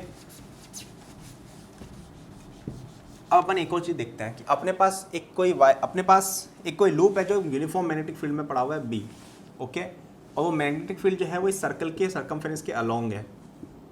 बी मैग्नेटिक फील्ड है जो सर्कल के सर्कमफेरेंस के अलोंग है। अब कैसे आए क्यों आए वो मुझे नहीं पता, बस है। और इसके अंदर दो करंट्स जा रहे हैं I1 और I2, है ना, और यहाँ पे I3 है आपका जो बाहर आ रहा है, I4 है जो ऐसे जा रहा है। तो इसमें बोलेंगे कि B के वैल्यू बताओ, ठीक है। इसका रेडियस A बता रखा है, रेडियस R A है। अब क्या करोगे, समझ नहीं आ रहा क्या करें, तो यहाँ एम्पियर्स लॉ लगेगा। तो आपने बोला कि मैं ये वाला लूप लॉ चुनूंगा एम्पियर्स लॉ लगाने के, इसको कहा जाता है एम्पेरियन लूप। आपने ये वाला लूप चुना कि भाई मैं इस लूप पे एम्पेरियस फॉर्मूला लगाऊंगा। तो आपने बोल दिया कि B.dl मैं इस लूप पे करूंगा, वो किसके बराबर हो जाएगा, mu naught into current in the loop. अब आपने बाहर वाली डायरेक्शन कौन सी मान ली, बाहर वाली मतलब पॉजिटिव डायरेक्शन, ठीक है। तो आपने फिर इस तरफ से किया तो ये I1 माइनस I2 हो जाएगा। बाहर वाले करंट से कोई मतलब नहीं, जैसे गॉस लॉ पे बाहर वाले का चार्जेस को बिल्कुल भाव नहीं दे देते, वैसे ही यहाँ पे भी नहीं देंगे, बाहर में जाओ वो सब। तो बस ये आ गया। अब B.dl की बात करते हैं, ओके। अब B जो है अपन ने, चलो मैंने डायरेक्शन वैसे इस तरफ बना दी थी, लेकिन कोई फर्क नहीं पड़ता उससे, अपन ये डायरेक्शन जैसे B की जो भी आ जाएगी, तो अपन ने चलो इधर भी मान ली कि B का डायरेक्शन इस डायरेक्शन में है, तो B.dl, तो अब ये B तो कांस्टेंट है हर जगह लूप के अलॉन्ग है, तो तुम ये वाला dl लोगे तो भी B इंटू डी एल आएगा, क्योंकि 0 डिग्री एंगल है, प्लस B.dl, तो B इंटू बेसिकली L आ गया ये। अब L कितना है, 2πr, है ना। अब इसकी वैल्यू, इसकी डायरेक्शन की बात करते हैं। तो हमने पहले माना था कि पॉजिटिव डायरेक्शन आपकी बाहर वाली है, तो ये वाली पॉजिटिव डायरेक्शन थी। अब यहाँ पे देखो B उल्टा है, B उल्टा है, पॉजिटिव डायरेक्शन आपकी इधर होनी चाहिए थी, देखो, जबकि B की डायरेक्शन ने उधर मान रखी, तो यहाँ पे माइनस भी आएगा। वैसे जबरदस्ती कॉम्प्लिकेट कर दिया मैंने आप लोगों के लिए, बट मैं क्लियर कर दूंगा। इससे B की वैल्यू आपके पास कितनी आ गई, mu naught I2 minus I1 upon 2πr। तो अगर अपन B की ओरिजिनल डायरेक्शन देखें ना, तो वो ऐसे एंटी क्लॉकवाइज थी, ओके। वो मैंने डायग्राम ऐसा बनाया था तो माइनस में आ गया आंसर, कोई दिक्कत वाली बात नहीं है। तो अब ये था क्या बेसिकली, क्या क्या कर दिया भैया आपने, क्या कर रहे हो, समझ में ही नहीं आ रहा। तो देखो मैं बताता हूँ क्या हुआ बेसिकली। ये क्या था कि आपको अगर कोई एक लूप दे दिया, कोई सा भी लूप दे दिया, अगड़म बगड़म वो कुछ भी लूप दे दिया, और आपको इसमें मैग्नेटिक फील्ड निकालनी है ना। तो इसका एक शॉर्ट तरीका है ये कि यार अगर अपन एक ऐसा सरफेस ला पाए किसी तरह से जहाँ पे यूनिफॉर्म मैग्नेटिक फील्ड आ जाएगी, तो ये जो B.dl है कैलकुलेट करना इजी हो जाता है, क्योंकि ये क्या हो जाता है, B इंटू 2πr हो जाता है, या ऐसा कुछ हो जाता है जैसे इस केस में हुआ। और फिर यहाँ पे केवल अपन को करंट्स का सम करने और आंसर आ जाता है, ठीक है। तो ये एक ईजी तरीका रहता है, जैसे गॉस लॉ था। अब ये क्या हर जगह एप्लीकेबल है क्या, हाँ, लेकिन कैसे हर बार वैल्यू आ सकती है, नहीं। जैसे गॉस लॉ में अपन ने देखा था कि कई बार अजीबोगरीब सरफेस अगर ले लेते हैं ना, तो उसमें नहीं आती है, वैसे इसमें भी ऐसा होता है। तो वैसे कुछ एग्जाम्पल्स देखते हैं जिनसे आप क्लैरिटी आएगी थोड़ी। तो अपन एक स्ट्रेट वायर के चारों ओर निकालते हैं मैग्नेटिक फील्ड, इन्फाइनाइट वायर है ये, और इसकी अपन मैग्नेटिक फील्ड निकालते हैं डिस्टेंस r, ठीक है। तो अब मैं इसको ऊपर से अगर देखूं तो ये क्या हो जाएगा, बेसिकली एक वायर बाहर आ रहा है, उसके r डिस्टेंस पे अपन ने एक कंसिडरेशन कर रहे हैं। अब मैं क्या कह रहा हूँ, इसकी पहली बात मैग्नेटिक फील्ड किधर होगी, इस डायरेक्शन में होगी, ऐसे होगी। अब यहाँ पे सिमेट्री आर्गुमेंट से तुम्हें ऐसा पता लग रहा है कि इसमें हर पॉइंट पे सेम मैग्नीट्यूड होगा मैग्नेटिक फील्ड का, क्योंकि कोई पॉइंट इसके लिए अलग नहीं है, हर पॉइंट r डिस्टेंस पे है, हर पॉइंट r डिस्टेंस पे देखो कोई सिमेट्री है बिल्कुल। तो इस पे हर पॉइंट पे डायरेक्शन देखो अलग अलग होगी, क्योंकि अपन सर्कल में जा रहे हैं, लेकिन मैग्नीट्यूड सेम होगा मैग्नेटिक फील्ड का। तो उस बेसिस पे मेरे भाई मैंने बस इतना कहा कि यहाँ पे अगर अपन इस एम्पेरियन लूप को कंसिडर करें, जैसे गॉसेस सरफेस होता था ना, गॉसियन सरफेस, वैसे एम्पेरियन लूप होता है। तो इसके ऊपर मैंने क्या बोल दिया, B.dl की वैल्यू कितनी होती है। ये गोला क्या है बेसिकली कि मैं पूरे लूप पे ट्रैवर्स कर रहा हूँ, ये गोला कोई काम का नहीं है, फालतू है, ठीक है, घबराते बच्चे। Mu naught into summation of currents, है ना। अभी समेशन ऑफ करेंट्स फालतू में लिखता हूँ, म्यू नॉट इंटू आई होता है वो। तो अब B इसमें हर जगह कॉन्स्टेंट है मैग्नीट्यूड वाइज, B.dl कॉन्स्टेंट है, B.dl जो है वो हर बार कॉन्स्टेंट है कि B इंटू डी एल के बराबर ही आ रहा है। अब समेशन ऑफ करेंट्स करो कितना है, केवल I है। तो अब DL की समेशन कितनी होगी, इसका जो पूरा है वो सरकमफेरेंस, वो इससे B की वैल्यू कितनी आ गई, mu naught I upon 2πr। कितना आसान था भाई, देखो कितना आसान था, कितना आसान था, और अपन फालतू में इंटीग्रेशन करने बैठ गए थे, है कि नहीं है, सिंपल है कि नहीं है, बताओ। तो ये होती है एम्पियर्स लॉ की पावर, कि कई बार सिंप्लीफाई हो जाती है चीज़ें। अब यहाँ पे तो हो गई, अब हर बार नहीं हो पाती है ना। बस एक ये एप्लीकेशन आपको याद रखना है, इसमें ही आता है, और कहीं मुझे इतना ध्यान नहीं कहीं आया हो। अब आई थिंक केवल सोलेनॉइड टोरॉइड बचा है, कुछ और इन्फॉर्मेशन देनी है तो मैं बता देता हूँ। तो देखो क्या होता है कि आपके पास कई बार एक डिवाइस होती है सोलेनॉइड, उसमें क्या करते हैं अपन, एक वायर लेते हैं, उसको ऐसे ऐसे ऐसे अपन एक सिलेंडर पे रोल कर डालते हैं, समझ रहे, तुमने देखा होगा कहीं ना कहीं कि एक सिलेंडर लो, उस पर ऐसे ऐसे कर करके अपन क्या कर देते हैं, एक वायर को रैप कर देते हैं। तो अगर अपन इस वायर के अंदर करंट I फ्लो करते हैं, ठीक है, तो तुम ध्यान से सोचो क्या होगा कि ये वाला जो लूप है, इसकी वजह से एक सर्टेन मैग्नेटिक फील्ड यहाँ बनेगी, इसकी वजह से एक सर्टेन मैग्नेटिक फील्ड यहाँ बनेगी, इसकी वजह से यहाँ बनेगी। तो ये अगर आप ऐड करते हो ना तो नियरली यूनिफॉर्म एक बड़ी सी मैग्नेटिक फील्ड बन जाती है इसके बीच में, ठीक है। इसको कहा जाता है सोलेनॉइड, एक डिवाइस है। इसकी अगर आप कैलकुलेशन करते हो ना गॉस लॉ लगा के इसकी कैलकुलेशन अगर आप करते हो ना तो इसके बीच में जो मैग्नेटिक फील्ड आती है यूनिफॉर्म होती है म्यू नॉट एन आई के बराबर आती है, जहाँ पे म्यू नॉट तो आपका म्यू नॉट हो गया, आई आपका आ गया करंट, और एन होता है नंबर ऑफ टर्न्स पर unit length, number of turns पर यूनिट लेंथ, ठीक है। ध्यान रखना यहाँ पे बच्चे बहुत गड़बड़ी करते हैं कि नंबर ऑफ टर्न्स ले लेते हैं, लेंथ से डिवाइड करना भूल जाते हैं। तो नंबर ऑफ टर्न्स पर यूनिट लेंथ है और वो हो जाती है आपकी क्या सोलेनॉइड, ठीक है। तो क्या किया, इसके भी अपन ने इस वायर को गोल गोल घुमा के बहुत सारे सर्कल बना लिए, तो इन सब की वजह से मैग्नेटिक फील्ड है वो बीच में ऑलमोस्ट ऐसी आ जाती है। तो ये एक स्ट्रॉन्ग और ऑलमोस्ट यूनिफॉर्म मैग्नेटिक फील्ड बीच में आ जाती है स्ट्रेट ऐसे। तो करंट आपने जैसे ऐसे छोड़ा है तो इसमें इस डायरेक्शन पे आएगी, ठीक है। मतलब अगर करंट ऐसे ऐसे ऐसे जा रहे हैं ना तो ये ऐसे जाके इधर आएगी। अब करंट मैंने ऐसे डाला था तो ऐसे आती है, वो तो मैंने डायरेक्शन शो करने के लिए बताइए, बट ये फॉर्मूला याद होना चाहिए, ठीक है, इंपॉर्टेंट है।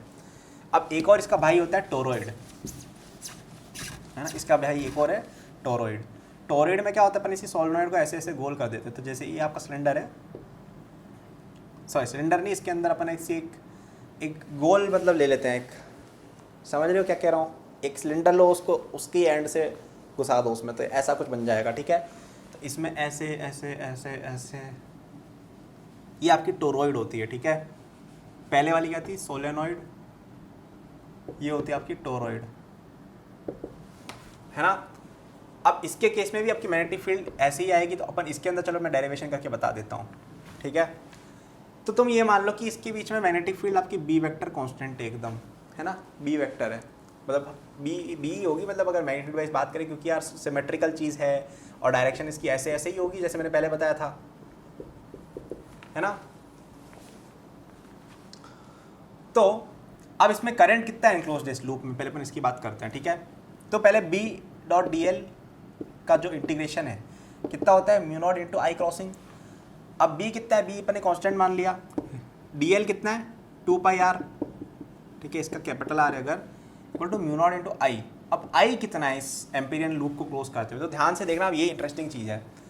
तो भाई क्या हो रहा है, ध्यान से देखना, आपने जैसे फॉर एग्जांपल एक कोई लूप को कंसिडर किया आपने, ठीक है। अपन जैसे इधर अगर मान रहे, अब यार ये डायरेक्शन के चक्कर में मत पड़ो, वो तुम निकाल लोगे, मैं बस यहाँ पे डेमोस्ट्रेशन देना चाह रहा हूँ कि क्या हो रहा है। तो अगर आपने जैसे कोई ऐसा लूप कंसिडर किया इस तरह का, ठीक है, और आपकी गॉसियन सरफेस थी ऐसी, सॉरी एम्पीरियन सरफेस, तो इसमें करंट कब कब पास हो आप ये देखिए, ठीक है। करंट इसके अंदर क्रॉसिंग जो हुई है ना करंट की, अपन को इनसाइड द सरफेस देखनी है, इनसाइड द सरफेस, ठीक है, बाहर वाले भाड़ में जाए, इनसाइड द सरफेस केवल देखो ये एक क्रॉसिंग हुई है। अब आप बोलोगे भैया बाहर भी, तो ये बाहर वाली सफर को मतलब ही नहीं, तो अंदर क्रॉसिंग हुई है ना, तो कितनी बार क्रॉसिंग हुई है बताओ, आई करंट हो रहा है हर बार, कितनी क्रॉसिंग हुई है बताओ, एन क्रॉसिंग हुई है। अगर total number of turns capital N थे तो एन क्रॉसिंग हुई है, तो B equal to mu naught N upon 2 pi R, ठीक है। ये नंबर ऑफ टर्न्स टोटल है, ये नंबर ऑफ टर्न्स पर यूनिट लेंथ नहीं है, नंबर ऑफ टोटल टर्न्स है, ठीक है। तो ये आपको ध्यान रखना है, सोलेनॉइड में क्या था, नंबर ऑफ टर्न्स पर यूनिट लेंथ थे, यहाँ पे नंबर ऑफ टोटल टर्न्स है, ठीक है। तो ये फॉर्मूला याद रखिएगा, ओके। तो दोनों डिवाइसेस काफ़ी काम आती है, दोनों के क्वेश्चन भी आ जाते हैं, सोलेनॉइड के क्वेश्चन ज़्यादा आते हैं, टोरॉइड का तो इतना कोई आता नहीं, बट मैंने फॉर्मूला बता दिया और कैसे निकालने बता दिया। तो ये एन से मल्टीप्लाई करके समझना इंपॉर्टेंट, क्योंकि नंबर ऑफ टर्न्स इसमें एन है, तो एन बार इस गॉसियन सरफेस को ऐसे देखो ऐसे कट करेगी बेसिकली, है ना। अब आई थिंक हमारे वीडियो का टाइम भी ओवर हो चुका है, इसी के साथ मुझे ये बताना था, तो ये दोनों चीज़ें आप याद करिएगा, सारे फॉर्मूले दिमाग में घुसाइएगा, बहुत इंपॉर्टेंट है, क्वेश्चन आते से दबा के।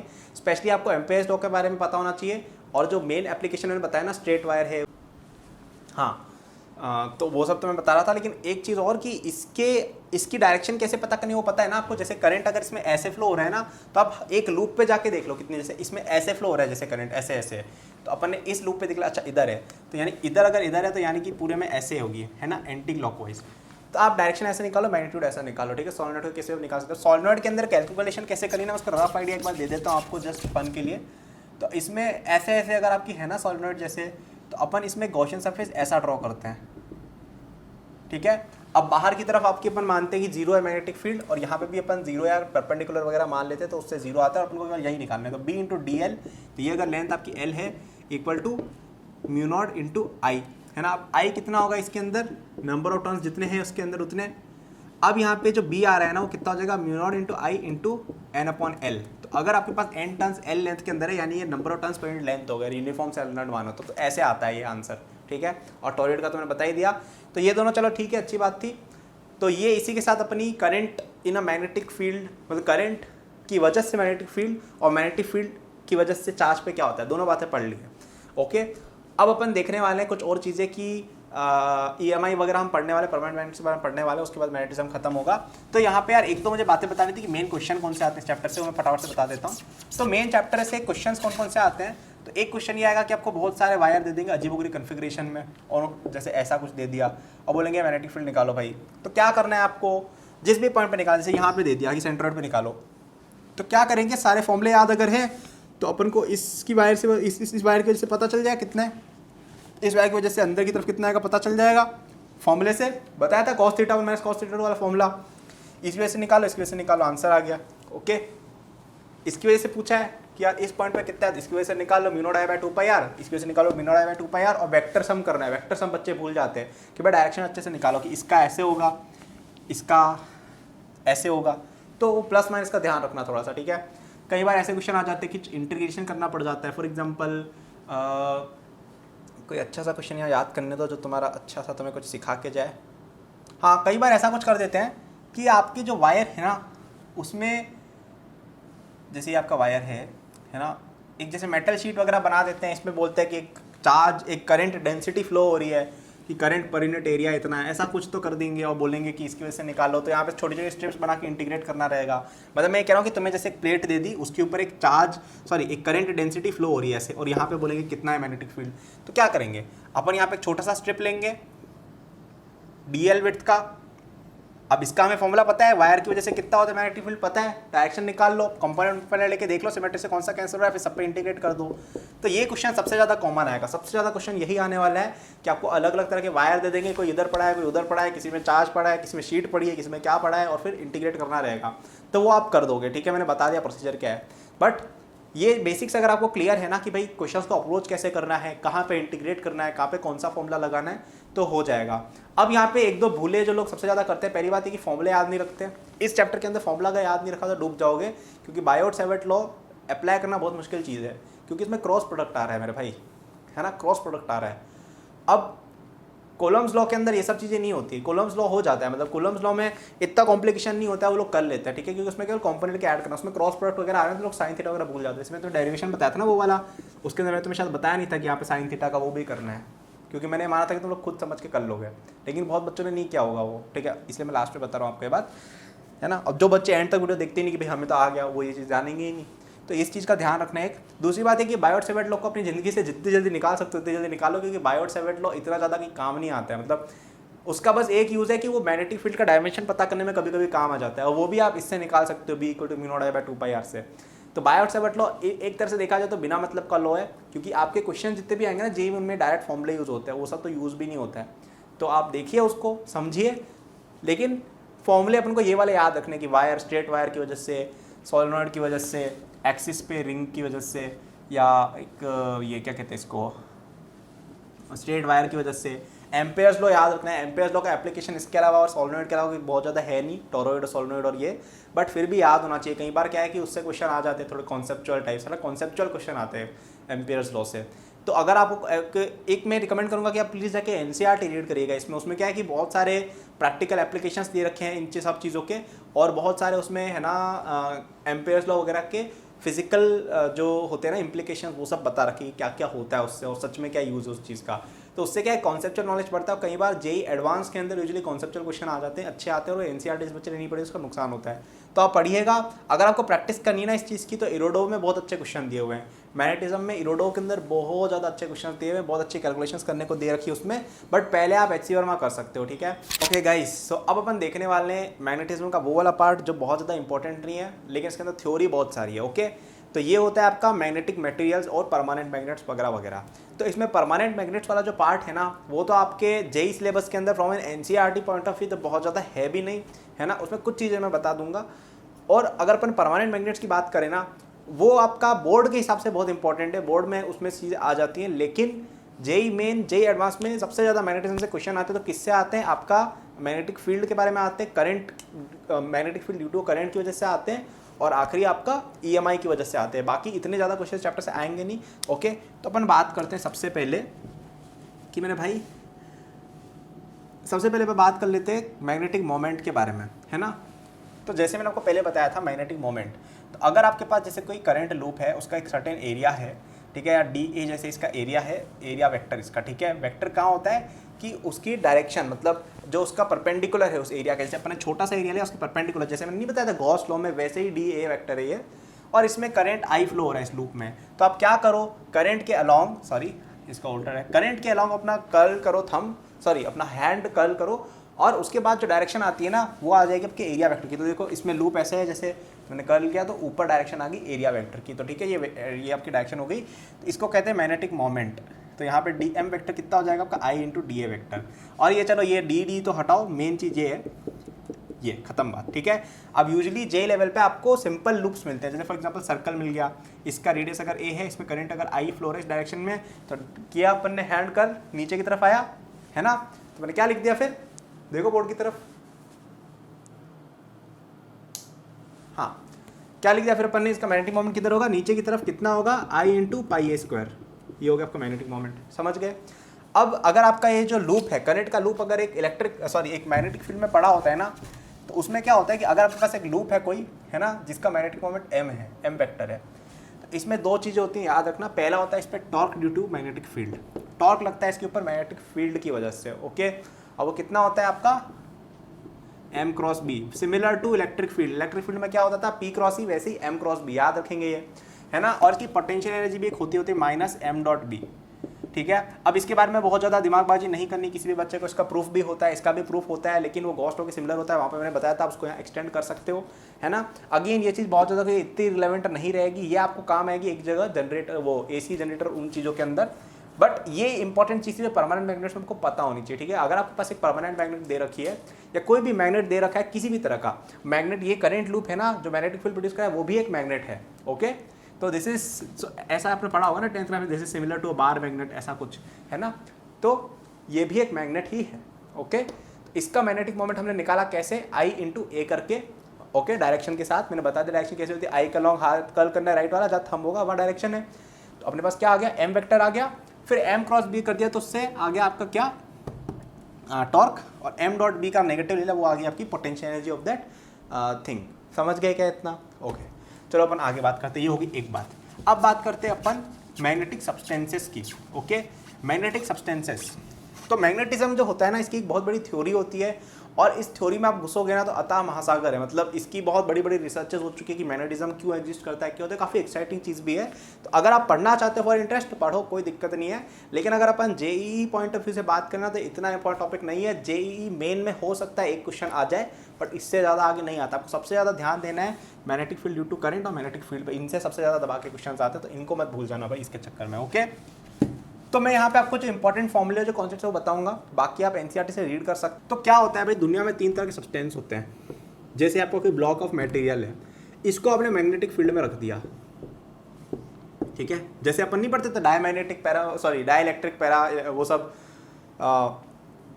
अपन ये नहीं पढ़ते थे इलेक्ट्रोस्टैटिक्स के अंदर, induce electric field, induce charges, ये सब नहीं पढ़ता, कैपेसिटर में पढ़ा था, वैसी ही चीज़ है, ठीक है। तो क्या होता है कि भाई अगर आपने कोई सब्सटेंस को मैग्नेटिक फील्ड में रखा ना, तो इसमें 3 चीज़ें होती हैं। पहला ये कि मोस्ट ऑफ द चीज़ों में क्या होता है कि यहाँ पे छोटे छोटे से करंट लूप्स आपके एक तरह से आप मान सकते हो। अब अगेन ये थ्योरी के अंदर भी क्वांटम पता नहीं क्या क्या घुसता रहता है, बट अपन इतना नहीं सोचेंगे। मैं जब बोल रहा हूँ उसको एक बार के लिए अपन मान लें कि ये सत्य बच्चन बोल रहे हैं भैया, है ना, जेईई पॉइंट से यही है। तो इनके अंदर क्या इस तरह के मैग्नेटिक डाइपोल्स होते हैं, ऐसा कुछ होता है। अब अगर आप इसको एक मैग्नेटिक फील्ड में रखते हो ना, तो इनकी एक टेंडेंसी होती है कि ये मोर और लेस इस डायरेक्शन में अलाइन हो जाते हैं। समझ रहे, इसका मतलब कुल मिला के छोटा सा एक नेट मैग्नेटिक मोमेंट आ जाता है इस डायरेक्शन में।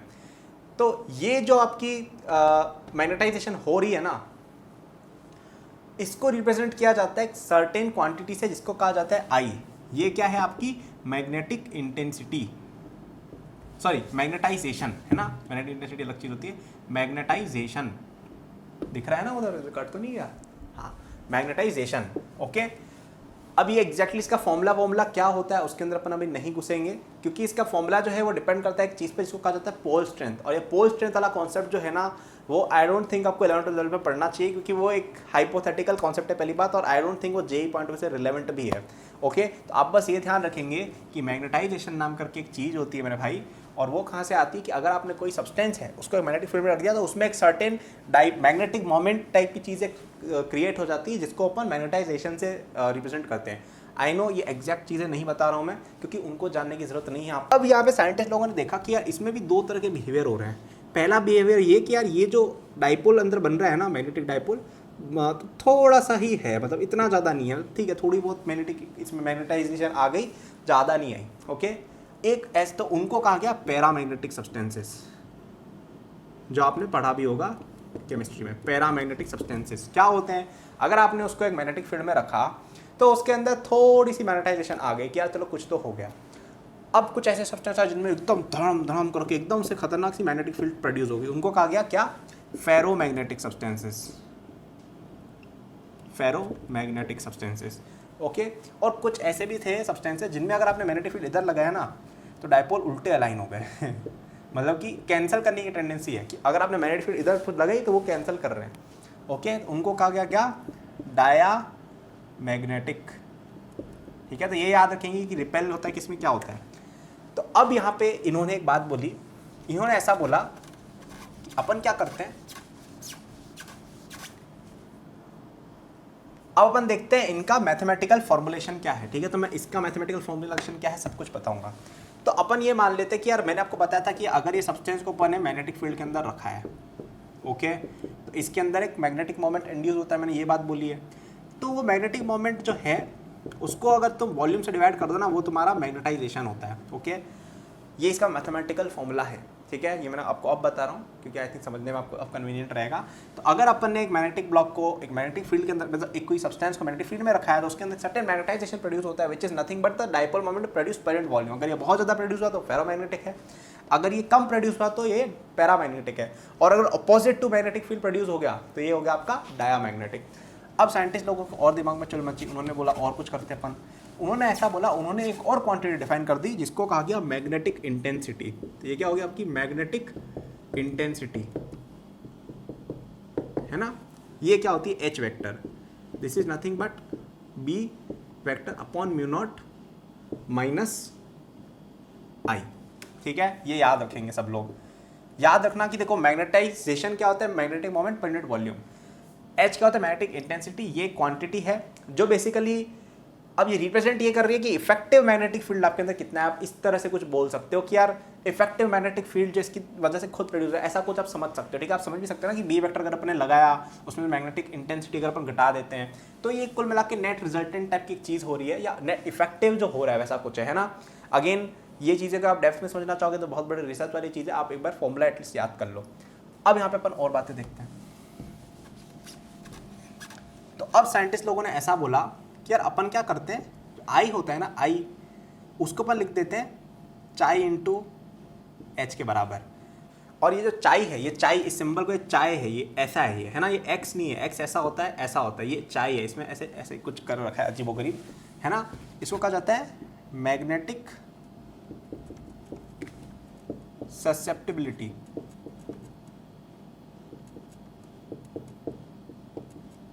ठीक है, मैग्नेटिक ससेप्टिबिलिटी, ये हो गया चाई इंटू एच। समझ में आ रहा है? वेक्टर लगा दो चाहो तो, है ना। अब अपन समझते हैं कि इनका मीनिंग क्या था असली में, है ना। तो अब आप इन फॉर्मूलों को एक साथ लगाने की कोशिश करो। अपन ने क्या किया, आई की जगह अपन ने चाई इंटू एच डाल दिया। जैसे फॉर एग्जाम्पल एच वेक्टर क्या हो गया आपका? बी वेक्टर अपॉन, ठीक है। तो अपने पास क्या आ गया इससे कि B vector is nothing but mu naught times H vector into chi plus 1। Okay, अब ये सब मैं हटा रहा हूँ नीचे वाली चीज़ें।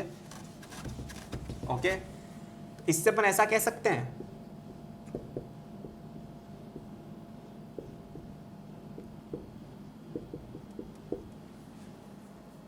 ठीक है, एक बार समझ लो मैंने क्या लिखा है ना। अब साइंटिस्ट लोगों ने ऐसा बोला कि यार अपन इस चीज को म्यू लिख देते हैं, वो हो गया आपकी परमिएबिलिटी ऑफ दैट मटेरियल। ठीक है, जैसे म्यू नॉट जो था ना उसको हमने क्या बोला था? परमिएबिलिटी ऑफ फ्री स्पेस, है ना। परमिएबिलिटी ऑफ फ्री स्पेस, इसका क्या मतलब था? इसका मतलब ये था कि ये जो चीज है ना, ये जो चीज है ये आपकी जो फ्री स्पेस है, जब वैक्यूम है, जब आपके पास कोई सब्सटेंस ही नहीं है, तो कितनी परमिएबिलिटी है, म्यू नॉट की वैल्यू कितनी है। और यहाँ पे हमने क्या किया, यहाँ पे अपने कोई सब्सटेंस डाल लिया कोई भी, तो उसके अंदर 1 प्लस चाय हो जाती है, तो B vector equal to mu into H vector. तो अब आप समझ रहे होगे कि इन सबका क्या मीनिंग था। तो जो एच वेक्टर है ना, ये बेसिकली ये बता रहा होता है कि आपकी ओरिजिनल जो आपने मैग्नेटिक फील्ड लगाई है ना, वो कितनी है। ओके, ये बेसिकली ये बता रहा है कि ओरिजिनली आपकी मैग्नेटिक फील्ड कितनी होनी चाहिए थी इन सम वे। और ये जो बी है वो क्या हो रहा है कि mu times original of the magnetic intensity. Okay, क्या समझ में आ रहा है, हल्का फुल्का क्या बोल रहा हूँ मैं। एच वेक्टर बेसिकली ये था कि यार आपने जो ओरिजिनल करंट वरेंट जो भी किया उसकी वजह से क्या मैग्नेटिक फील्ड बन रही थी, और इसको म्यू से मल्टीप्लाई कर दिया, यानी म्यू टाइम्स एम्पलीफाई हो गई ये चीज़, तो वो हो जाएगी आपकी फाइनल मैग्नेटिक फील्ड। तो अब आप सिंपल सी बात बताओ कि अगर आपके पास फेरोमैग्नेटिक सब्सटेंस है, उसके केस में जो चाई होगा ना वो बहुत बहुत बहुत बड़ा होगा 1 से, और म्यू भी बहुत बहुत बड़ा होगा 1 से। क्यों? क्योंकि उसके अंदर मैग्नेटिक फील्ड लगाते ही बहुत ज़्यादा एक्सपेंशन हो जा रहा है मैग्नेटिक फील्ड का, तो इसलिए हो जाएगी म्यू और चाई की वैल्यू बहुत ज़्यादा बड़ी। इसके एग्जाम्पल्स हो गए आपके आयरन हो गया जैसे। ओके, अब बात करते हैं अपन पैरामैग्नेटिक सब्सटेंसेस की। पैरामैग्नेटिक सब्सटेंसेस में क्या होता है, चाय की वैल्यू पॉजिटिव होती है लेकिन बहुत क्लोज टू 0 होती है ना। तो फॉर एग्जांपल 0.1 0.01 ऐसी हो जाएगी। तो 1.01 मतलब कि आपने जैसे मैग्नेटिक फील्ड लगाया ना, तो थोड़ा सा हल्का सा कुछ इंक्रीमेंट हो गया 0.01 टाइप्स। और जो डायमैग्नेटिक उनमें बताओ क्या होगा, उनमें भी चाय की वैल्यू बहुत क्लोज टू 0 होती है लेकिन नेगेटिव होती है। ठीक है, तो ये चीज़ याद रखनी है आपको कि उसमें क्या होता है कि कैंसलेशन हो रहा है लेकिन कम हो रहा है, मतलब इतना ज़्यादा भी नहीं हो रहा है उसमें मैग्नेटिक कैंसलेशन, बट हो रहा है। तो इस चैप्टर के अंदर मेनली आपको यही चीज़ें जानी, तो मैंने बताई ये फॉर्मूला बहुत इंपॉर्टेंट है, ये फॉर्मूला बहुत इंपॉर्टेंट है, और ये तो अपने आप आ ही गया। और ये चीज़ जी मतलब इस चैप्टर में मैंने जो बोला ना इस वीडियो में, ये चारों चीज़ें याद है बहुत है। तो मैंने क्या बताया आपको कि हमने यहाँ पे पढ़ा कि अगर आपके पास कोई डाइपोल है उसका एक मैग्नेटिक मोमेंट डिफाइंड होता है, जैसे अपन ने इलेक्ट्रिक डाइपोल मोमेंट डिफाइन किया था, वैसे ही मैग्नेटिक मोमेंट भी होता है। वो क्या होता है आपका I इंटू ए के बराबर। ओके, वेक्टर बता दिया कैसे लेते हैं। पोटेंशियल एनर्जी क्या होती है माइनस एम डॉट बी, और टॉर्क क्या होता है एम क्रॉस बी। याद रखेगा सभी लोग, सिंपल। ठीक है, फिर अपन है परमानेंट मैग्नेट। मैंने बोला परमानेंट मैग्नेट जो होते हैं उसके अंदर अगर आप एक चीज़ और याद रखिएगा, हाँ, अगर एक परमानेंट मैग्नेट को आप एक मैग्नेटिक फील्ड में डालते हैं तो उसके अंदर एक सर्टेन मैग्नेटाइजेशन प्रोड्यूस होता है, जिसको कहा जाता है magnetisation I vector, which is nothing but magnetic moment produced because of the magnetic field divide by volume. Okay, तो आपने एक बार कोई लिया कोई सी भी चीज़ का, उसको आपने मैग्नेटिक फील्ड में डाल दिया, तो उसके अंदर मैं बस ये कह रहा हूँ डायपोल मोमेंट जनरेट होता है। ओके, मैग्नेटिक डायपोल मोमेंट, और उसको अगर अपन पर यूनिट वॉल्यूम ले लें तो वो मैग्नेटाइजेशन नाम करके एक क्वांटिटी आती है। फिर मैंने बोला कि आप एक क्वांटिटी डिफाइन करते हो मैग्नेटिक इंटेंसिटी, जो मैंने आगे एक्सप्लेन किया क्या होती है, वो क्या होती है फॉर्मूला है, इसमें कुछ खतरनाक नहीं, फॉर्मूला है तो है। फिर हमने इसमें अंदर इस तरह की बातें की, इस तरह की बातें की, करते गए और हमारे पास ये आ गया। ओके, क्या आप समझ गए हो, आप समझ गए होगे मैंने क्या करना चाह रहा हूँ। ओके, हाँ, अब यहाँ पे एक चीज़ और कि ये चीज़ कैसे आई, मैंने ये लिखा कि आई को अपन चाई इंटू एक्स लिखते हैं। ये चाई जो होती है इसको क्या कहा जाता है, परमिएबिल, इसको कहा जाता है आपकी magnetic susceptibility of the material. ठीक है, आई नो थोड़ा कंफ्यूजिंग है तो प्लीज़ बार बार चेक देखना मैं क्या बोल रहा हूँ। ये मैग्नेटिक ससेबिलिटी, ये डेफिनेशन है, ये डेफिनेशन है, ये डेफिनेशन है, ये डेफिनेशन है। ठीक है, इनको यूज़ करके अपन यहाँ तक आए हैं। ये फॉर्मूला है और ये भी फॉर्मूला है, डेफिनेशन, ये तीनों डेफिनेशन है। ये भगवान, ये ब्रह्मा जी ने आके बताइए कि भाई ये डेफिनेशन है, इनको मान लो। ओके, इनको अपन ने माना तो अपने पास ये आई, थोड़ा सा मैसी हो गया है। फिर अपन ने इन तीनों को यूज़ करके यहाँ पे आया, यहाँ पे आया, फिर अपने पास ये आया कि मैग्नेटिक फील्ड जो है वो आपकी ओरिजिनल मैग्नेटाइजेशन जो थी, है ना, सॉरी मैग्नेटिक इंटेंसिटी, ये मैग्नेटिक इंटेंसिटी, ये आई आपका क्या हो गया, ये मैग्नेटाइजेशन, और बी हो जाएगी आपकी मैग्नेटिक फील्ड। तो ये आपका बेसिकली ये रिप्रेजेंट कर रहा है कि आपकी ओरिजिनल कितनी होनी चाहिए थी, जो आपकी मैग्नेटिक फील्ड है ओरिजिनल कितनी होनी चाहिए थी, फिर वो म्यू टाइम्स मल्टीप्लाई हो जाती है। अब म्यू क्या होता है, चाई plus 1 into mu naught. Okay, mu naught क्या था अपना, परमिएबिलिटी ऑफ फ्री स्पेस 4π×10⁻⁷ जो बताया था मैंने। ओके, अब फेरोमैग्नेटिक सब्सटेंस के केस में क्या होता है, चाय की वैल्यू बहुत बड़ी होती है 1 से, म्यू की वैल्यू भी बहुत ज़्यादा बड़ी होती है।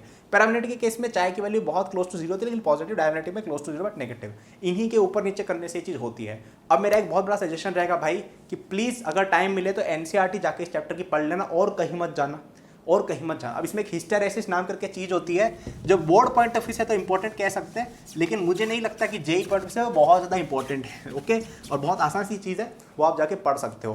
बेसिकली वो ये है कि अगर आपने कोई सब्सटेंस लिया आयरन वगैरह, उसमें आपने मैग्नेटिक फील्ड पहले डाल के रिवर्स की, तो उसमें एक सर्टेन मेमोरी रह जाती है। ओके, और वो अपनी याद रखता है कि क्या अपने अंदर मैग्नेटाइजेशन हुआ था। ओके, तो उसके बेसिस पे कर्व बन जाता है बड़ा मस्त सा, तो उसको आप पढ़ सकते हैं एनसीईआरटी से।